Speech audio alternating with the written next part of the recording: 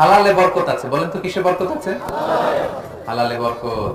অল্প হইলেও বরকত আছে। ধরেন যে আমি আলুর ভর্তা পান্তা ভাত দিয়ে খাইলাম, কিন্তু খুব তৃপ্তি, স্বাস্থ্য ভালো, সুঠাম দেহ, ফ্যামিলিতে সুখ, ছেলে কথা শুনে, ওয়াইফ নামাজ পড়ে, তাহলে তো দুনিয়াটাই জান্নাত হয়ে গেল, ঠিক কিনা বলেন?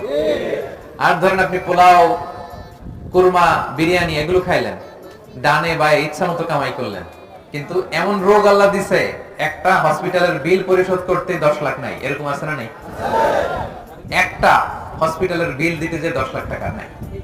তার মানে হালালে বরকত, প্রিয় ভাইরা আমার, সুঙ্গাইগুলোর ভাইরা। এজন্য হালালের সাথে থাকবেন। সাময়িক ওই লটারি পেয়ে আমি অনেক টাকা পেলাম, ওই জুয়া খেলে আমি অনেক টাকা পেলাম, জুয়া খেলে তো মানুষ আসলে নিঃস্ব হয়, কিন্তু সাময়িক কিছু টাকা পয়সা পেয়ে আপনি এটার সাথে জড়াবেন না। এই জীবনটা একেবারে ক্ষণিকের। আপনার দাদাকে আপনারা দেখছেন না, আজকে আছে দুনিয়াতে, অনেকের বাবাও দুনিয়াতে নাই।